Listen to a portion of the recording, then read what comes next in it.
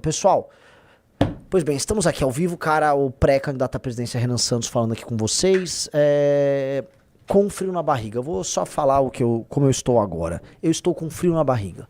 Frio na barriga porque eu acho cada vez mais que nossas chances são muito concretas. E vocês acreditavam talvez mais do que eu ao longo de todo esse processo. Sabe? O Bisotto, então, profetizou. E eu falei, eu apenas vou fazer o meu melhor. Vou trabalhar muito e vou contar com pessoas muito boas que estão conosco, que nós vamos fazer o nosso melhor. Vamos ser o mais honesto possível com vocês, sabendo que nós somos seres humanos, que somos falhos, podemos errar no processo. Nunca erro de iniciativa, no sentido de escolher o caminho errado, mas né, podemos falhar aqui e ali. E poxa, a gente tá indo bem. Tá indo bem, é que eu não posso falar as coisas que eu vi e que eu soube hoje. Você viu, né, Riso? Eu vi algumas. Pelo amor de Deus, cara. Pelo amor de Deus. Me dá frio na barriga a ideia de que temos chances. E esse é o ponto. Nós temos chances. E por que dá frio na barriga? Eu não tenho medo de assumir a presidência da República. Eu só sei que a jornada até lá, os próximos 4 meses, caso eu venha a vencer as eleições, será muito, muito, muito, muito louca e muito pesada. Muito louca, eu vou começar a fazer coisas que eu nunca fiz, começar a rodar cada vez mais em televisões, enfim, conversar com pessoas poderosas em todos os sentidos. Eu vou ver minha vida, eu sou uma pessoa eu sou muito reservado na minha vida e na vida da minha família. Ver tudo isso ser escrutinado, ver todas as maldades possíveis sendo feitas contra mim, contra as pessoas ao meu redor. E verão muitas maldades. Puta, pode ter certeza que virão. Pode ter certeza que virão. Ao mesmo tempo, dormir com aquela certeza, tipo, nossa, a gente nunca fez cagada nenhuma. Igual a gente fica vendo essas tretas do senhor Flávio Bolsonaro, não teremos isso. Mas ao mesmo tempo, quantas mentiras. E a gente passou por uma. O caso dos famosos 400 milhões, quando tentaram nos fechar, foi uma tentativa, no fundo, de pescaria probatória e destruição de reputação. Então, é um momento em que a porrada pode vir de qualquer lugar, de qualquer forma. É um momento muito estranho. Muito estranho, muito estranho. É uma responsa muito, muito, muito grande. Em alguma medida, às vezes eu me vejo, né, por mais que as coisas que a gente está fazendo são grandes, que o trabalho nosso seja fenomenal, que os nossos propósitos sejam... Não, que o nosso propósito, vamos colocar aqui, seja inquebrantável, vamos botar assim. Eu acordo no meu apartamento de um cara de classe média, sabe, tenho minha vida de um cara absolutamente normal. Eu falo, cara, eu tô lidando com bilionários, tô lidando com os maiores bandidos da América do Sul. Talvez tenha alguns bandidos maiores lá na Colômbia, lá com as Farc, não sei, mas né, eu tô lidando com a bandidagem tanto do colarinho branco, tanto com a bandidagem armada. Estamos falando aí de uma classe política insanamente suja. Então a gente tá lidando aqui com coisas muito pesadas, com interesses poderosíssimos. Sendo lá, né, o cara que é o vocalista da banda Limão Rosa, sendo aquele, né, aquele mesmo cara que vocês conhecem aqui das lives. E aí eu olho pra vocês que estão aí conosco, né, nas lives por tanto tempo, né, e eu falo pra vocês, e aí galera, né, e aí amigos, fomos nós com essa live, com o nosso trabalho de movimento, com todos os eventos, vou botar aí centenas de eventos que nós fizemos ao redor do país, né? Eu tô falando antes da campanha, construindo esse humilde movimento, também perdido ao redor do Brasil. Fomos nós que construímos e chegamos até aqui, tá?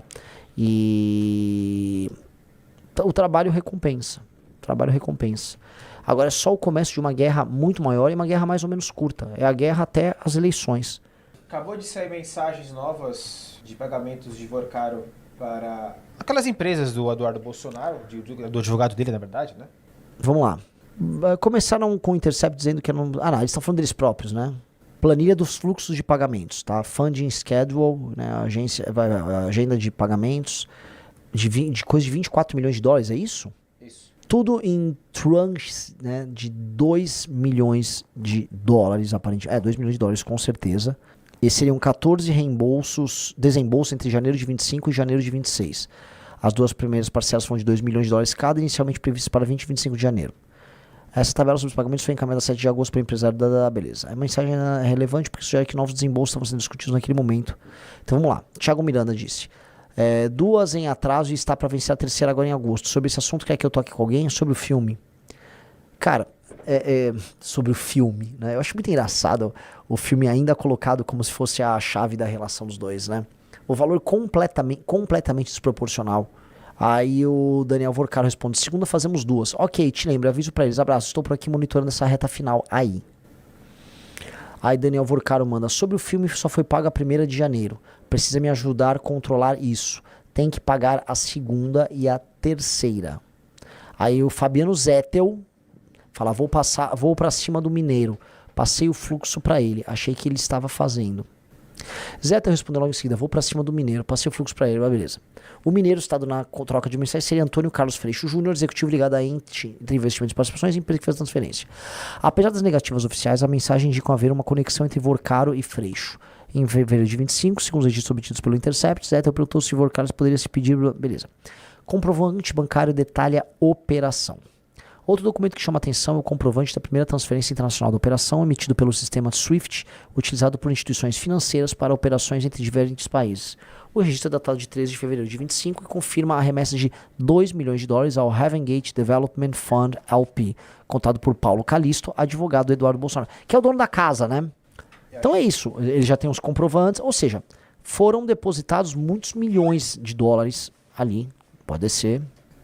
Segundo o comprovante, a operação teve como remetente o pagamento foi processado por meio do banco BS2 e destinado a uma conta da Heaven Gate vinculada ao JP Morgan. O Estado registra que seria a primeira transferência internacional para financiar Dark Horse. Demonstra... Essa história, cara, essa história não fica de pé pra mim. A história não fica de pé. Não fica de pé. Naturalmente não é um filme. Naturalmente não é um filme que eles estão bancando. Bom, coisa, né, casas aparentemente foram compradas ali, então o filme era uma desculpa. O que nós precisamos saber, eu volto a colocar, qual foi a contrapartida? O que Vorcaro recebeu em troca para pagar mais de 130, ou para intencionar pagar mais de 130 milhões de reais, tá? O Estado registra que seria a primeira transferência, beleza, vamos lá. Aí o Zettel visa: filme tô tentando desde ontem, câmbio do master criando caso, já mandei 1000 documentos meus. Aí o Daniel Vorcaro: paga pra quem? Vamos fazer via entre a empresa. Aí o Zettel: meu sonho, posso pedir pro Minas? Pode, e mandar a grana, isso. Paga pra quem paga lá fora, um fundo. Esse comprovante, inclusive, consta em uma série de mensagens trocadas entre Zettel e Vorcaro. Em 5 de fevereiro, Zettel informou ao banqueiro que o câmbio do master estava criando obstáculo. Beleza. Blá, blá, blá, blá, blá, blá, blá, blá, blá. Menos de 10 dias depois, 14 de fevereiro, meu aniversário, inclusive, Zettel encaminhou a Vorcaro o comprovante emitido pela rede Swift, acompanhado de uma única palavra: filme. A mensagem foi enviada no dia, beleza. Blá, blá, blá, blá, blá, blá, blá. Outro lado, Intercept entrou em contato, né? Ninguém respondeu nada. Beleza. É isso, né?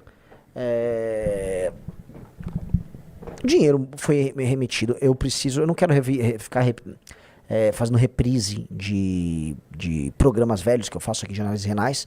Mas, pô, galera, definitivamente o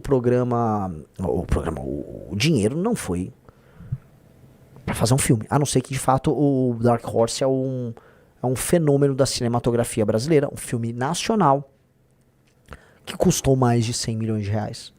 É pra ser o maior filme da história do cinema nacional. E aparentemente, né, nada nos leva a crer que este é o caso, tá? Um filmeco B, brega, com roteiro à la Carluxo, com um ator C, que nem sequer é de Hollywood. Se um dia esteve em Hollywood, fazem mais de 20 anos que ele esteve lá, que é o Jim Caviezel, e com um diretor de, tipo, filmes feitos por pastor evangélico nos Estados Unidos, que não é Hollywood, né? Então, o filme é brasileiro, no fim do dia, e não é um filme considerado bom, vamos colocar assim, tá? Então, a história não fecha. Novamente, precisamos saber qual foi a contrapartida. Dizem, o Vorcaro mandou uma delação lá para a Polícia Federal, e a Polícia Federal não gostou da delação. Delação que envolveria muitos figurões, naturalmente, estamos aguardando essa delação ansiosamente, mas a PF falou: isso aqui não tem nada. E na parte que aparentemente cabia ao Flávio Bolsonaro, o Vorcaro disse que não tinha nenhuma contrapartida, eu só queria dar um dinheiro pro filme. Galera, isso não existe. Isso não existe no mercado cinematográfico. Não existe essa modalidade de dê um dinheiro aí pra fazer um filme. Toma 130 milhões porque eu sou um benemérito e quero fazer um filme. Gente, não é o caso. Ninguém, né? Pelo amor de Deus, ele é o cara da peleleca branca, ele não tem uma grande dimensão estética, artista que ele quer investir, nada. Ele não tem nada. O Daniel Vorcaro é um comprador de autoridades, né? Digite 1 se vocês acham que ele estava comprando autoridades, ou digite 2 se você acha que ele estava, no fim, investindo na arte, no cinema, na sétima arte, Vamos ser sinceros. Então eu não acho plausível a história e acho muito ruim que o Vorcaro se sinta à vontade hoje para fazer uma delação de mentira para inglês ver, para tentar obter a sede da cadeia, tá? E dado que a Polícia Federal tá irritada, soa que, vamos dizer, os agentes políticos no judiciário, vamos colocar assim, estão todos lutando muito para que haja uma delação vazia dele e falar, pronto, ele delatou, agora solta ele, é isso aí, vai embora, Vorcaro, vai para Dubai. E ele, adeus, nunca mais falem disso. E essa história simplesmente deixa de existir, porque era um problemaço para um monte de gente, né? Mas assim, eu vi a campanha do Flávio Bolsonaro hoje, né? Saiu uma matéria falando disso, que eles já disseram, não, já ninguém mais liga, já entrou na normalidade, né? E a campanha do Flávio Bolsonaro acha que não tem mais danos com essa história. E a real é o seguinte, no dia a dia os danos desapareceram, as pessoas não estão falando isso. Há um dano poderoso à imagem dele. E há um dano que impede ele de vencer o Lula no segundo turno. Mas, vamos dizer, a manutenção das intenções de votos dele no primeiro turno continua. Eu acho que o Flávio tem hoje de 30% a 37% das intenções de voto. Ainda é muita coisa. E por que isso? Eu até gravei um vídeo sobre isso. Porque as pessoas estão, ao mesmo tempo, sentindo a fadiga de material do Lula e percebendo que o Lula tá cansado. Percebendo que o Lula tá, né, juros que vai subir, a inflação voltou a apertar, crise econômica, a gente tá com um recorde de recuperações judiciais, especialmente nos interiores, no agro. O agro tá pedindo recuperação judicial, ou seja, é um clima economicamente ruim, as pessoas estão percebendo, e mesmo com o Lula tentando lá comprar os votos do jeito dele, não tá rolando. Então, o derretimento do Flávio não acontece porque o Lula não deixa. E o Lula não deixa, porque o Lula tá guardando os escândalos para as eleições contra o Flávio, e dois, porque o Lula em si tá fazendo um governo ruim, as consequências econômicas estão chegando, as pessoas estão percebendo, e as pessoas procuram o primeiro antagonista que elas têm em mente na hora de indicar o voto. E hoje esse antagonista mais conhecido, tem um sobrenome famoso, é o Flávio Bolsonaro. Então o Flávio ainda não derreteu. Eu não acho que eu tenha menos de 8% hoje, tá? Não digo que eu já tenho mais de 10%. Pode ser que você tenha né? Vamos botar aqui de 8% a 11%, é um número que possa fazer sentido aí, tá? Posso estar variando ali. Então, mas Flávio Bolsonaro, ele tem mais de 30% ainda. Então a gente vai ter que subir, vai ter que camelar pra trabalhar e arrancar esse cara. Há um elemento que o Flávio tá torcendo, assim, nunca o Flávio Bolsonaro torceu tanto pra seleção brasileira. Se tem uma coisa que o Flávio Bolsonaro precisa fazer agora ao longo dos próximos 30 dias, né? É torcer muito para a seleção brasileira. Primeiro porque ele, né, é amigo do Neymar, né? Ou a família é amiga do Neymar, vamos botar assim. Mas segundo que, enquanto as pessoas falarem de seleção, elas não falam de escândalo. Eu já percebi o interesse na política agora que a gente está mergulhando nas eleições, ele diminui, ele cai um pouco. Ao cair o interesse político nas eleições, as coisas esfriam, elas vão amornando, tá? E aí as pessoas não ficam com grandes emoções sobre os escândalos. E ele torce para que os desdobramentos desse escândalo aqui, eles caiam ali no...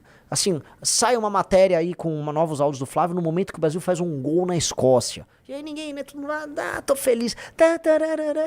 E é muito louco, Riso. Nesse sentido, o Lula e o Flávio torcem pelo Brasil. Eu torço pra seleção porque, coitado de mim, né? O que me resta como um dos poucos prazeres brasileiros, como um cara que gostava... Imagina, eu assistia futebol. A minha experiência de começar a gostar de futebol foi em 92, com São Paulo ganhando o Mundial, a Libertadores, aquele time do Miller, do Raí, do Palhinha, do Zete. E era o mesmo período que eu gostava de Fórmula 1, que tinha o Ayrton Senna, e que o Brasil ganhou a Copa do Mundo em 94, ou seja, a seleção brasileira ganhou Copa, o melhor piloto era brasileiro e o meu time era o... Cara, entre 92 e 93, o São Paulo era o melhor time do mundo. Do mundo. Sem exageros, não é porque ele ganhou o Mundial. Ele ganhou o Mundial jogando bem melhor do que o Barcelona, jogando pau a pau com o Milan. Então, eu fui bem abençoado nisso. Então, são as poucas coisas boas que a gente tem ainda de comemorar de ser brasileiro.